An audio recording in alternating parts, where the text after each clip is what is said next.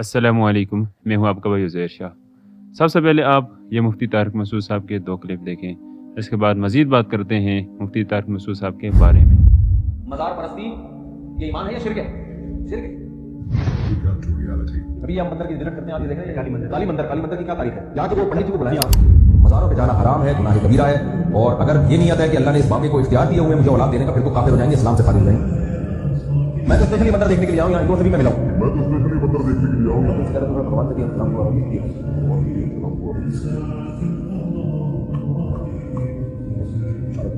पहली दफा इस तरह से किसी को बीवी कहता है ये नहीं होता कि माल बेटा। तो देख लिए, चलें आपको मैं बताता हूँ इसकी हकीकत क्या है।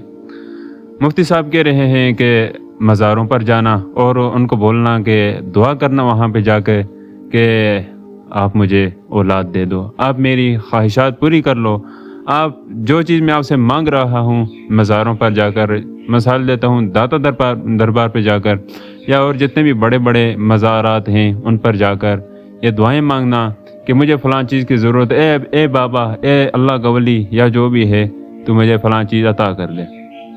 मुफ्ती साहब ने बोला ना, क्यों? और मुफ्ती साहब के साथ में दूसरी वीडियो चलाई हुई है कि मुफ्ती साहब जा रहे हैं मंदिर पे, यानी कि वेलकम टू रियलिटी, ये रियलिटी बताना चाहते हैं। तो इसकी रियलिटी मैं बताता हूँ क्या है। इसकी रियलिटी ये है कि इन लोगों को बड़ी तकलीफ़ होती है, जिस तरह के आया है कि जो मुशरिकीन हैं उनके सामने अल्लाह का नाम लिया जाए, इन लोगों को बड़ी तकलीफ़ हो जाती है, इन लोगों के दिल घुट जाते हैं। जिस वक्त नमाज़ पढ़ते हैं, नमाज क्या कहते हैं, इय्याका नअबुदु व इय्याका नस्तईन, ये अल्लाह हम तेरी ही इबादत करते हैं और तुझ ही से मदद मांगते हैं।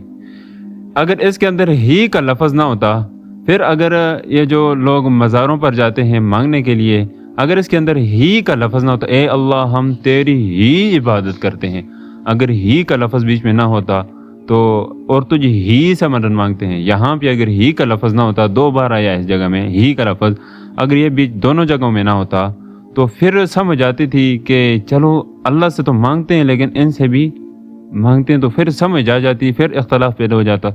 लेकिन नमाज पढ़ते हैं, नमाज के अंदर क्या कहते हैं, ए अल्लाह हम तेरी ही इबादत करते हैं और तुझ ही से मदद मांगते हैं। नमाज के अंदर ये कहते हैं, फिर जाके क्या करते हैं, दरबारों में क्या करते हैं जाकर।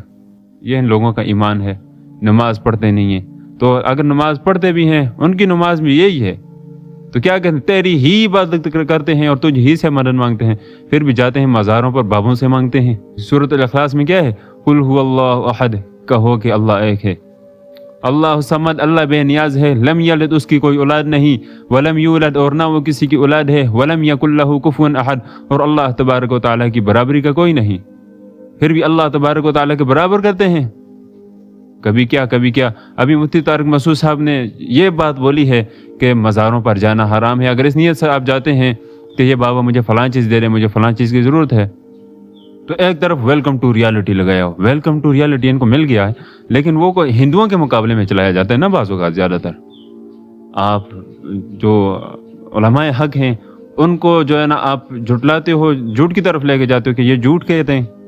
इन्होंने क्या बोला है आपको, ज़ना करो, शराब पियो, किसी की बहनों को लेकर भगाओ, आप ये बोला है आपको। इन्होंने सीधी बात बोली है कि मज़ारों पे जाना हराम है अगर आप इस नियत से जाते हैं। लेकिन फिर भी लोगों को बड़ी तकलीफ़ होती है कि मुफ्ती साहब ऐसी बात करते हैं। दूसरी तरफ मुफ्ती साहब जाते हैं मंदिर पे, मंदिर पे आप मुझे ये बताओ कि मुफ्ती साहब ने मंदिर में जाकर सजदा किया कि ए भूत जो उधर लगे होते हैं, उधर काली माता, अभी काली माता का ये मंदिर है एक, तो उधर जो उन्होंने भूत बनाए होते हैं, क्या उनको जाकर सजदा किया, ए भूत तू मुझे फलानी चीज़ दे दे, अल्लाह ए भूत हम तुझे खुदा मानते हैं अपना, ऐसा बोला?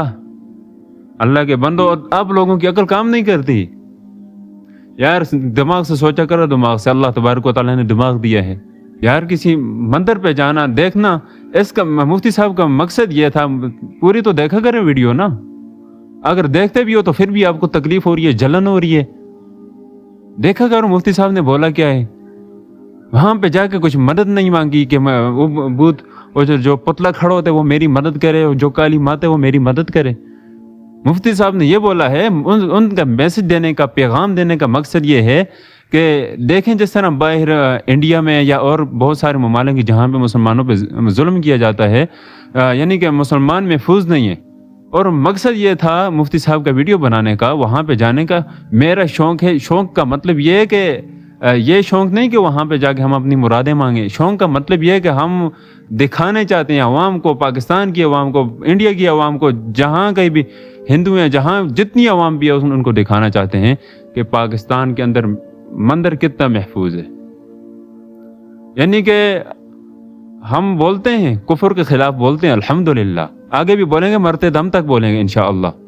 لیکن بات یہ ہے کہ مفتی صاحب کا میسج دینے کا مقصد یہ ہے، ویڈیو بنانے کا مقصد یہ ہے، مزار پہ جانے مندر پہ جانے کا مقصد یہ ہے کہ دیکھیں پاکستان کے اندر مندر کتنے محفوظ ہیں، جبکہ اور ملکوں کے اندر مساجد محفوظ نہیں ہے.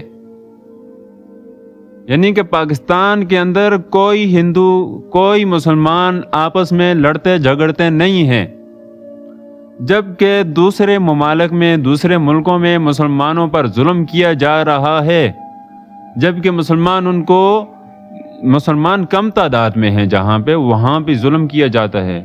حالانکہ پاکستان میں الحمدللہ مسلمان زیادہ ہیں. اگر چاہیں تو ہندوؤں کو اسی وقت نکال سکتے ہیں، اس وقت مار سکتے ہیں، ڈرتے کسی سے نہیں ہیں ہم الحمدللہ. لیکن کیا ہم یہ بولیں گے، ہم وہ آیتیں سنائیں گے قل هو اللہ احد کے کہو کہ اللہ ایک ہے، اللہ الصمد، اللہ بے نیاز ہے. ہم تو وہ آیتیں سنائیں گے، ہم تو بولیں گے پڑھو لا الہ الا اللہ، کامیاب ہو جاؤ گے، محمد الرسول اللہ. کیونکہ اس وقت کا کلمہ یہ ہے، اس وقت یہ کلمہ ہے. ہمارے نبی کے بعد کوئی نبی آنے والا نہیں ہے.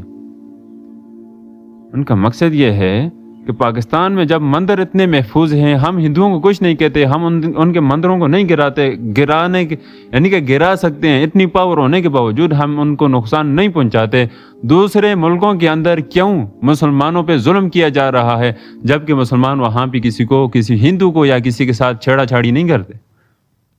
میرے بھائیو، یہ بریلوی کیا ابھی اللہ معاف کرے ایک لفظ آ رہے ہیں میرے منہ کو، مزاروں پہ جاتے جبکہ نماز کے اندر کہتے تو ہم تیری ہی عبادت کرتے ہیں، تجھ ہی سے من مانگتے، جاتے مزاروں کے اندر. مولانا ثاقب رضا مصطفیٰ صاحب ہیں، ابھی وہ بیان کرتے ہیں اخلاقی، یعنی کہ لوگ جہنم سے بچ جائیں، گناہ چھوڑ دو، کسی کو تکلیف نہ دو، سونے سے پہلے سب کو معاف کر دو. انہوں نے نہیں بولا مفتی طارق مسعود صاحب ایسا ہے، مفتی تقی عثمانی صاحب ایسا ہے، مولانا فضل الرحمان صاحب ایسا ہے، مفتی عبدالواحد قریشی صاحب ایسا ہے، مولانا منظور مینگل صاحب ایسے ہیں. انہوں نے نہیں بولا. کیوں؟ ابھی ہم ان پر جان قربان کر سکتے ہیں. کیوں؟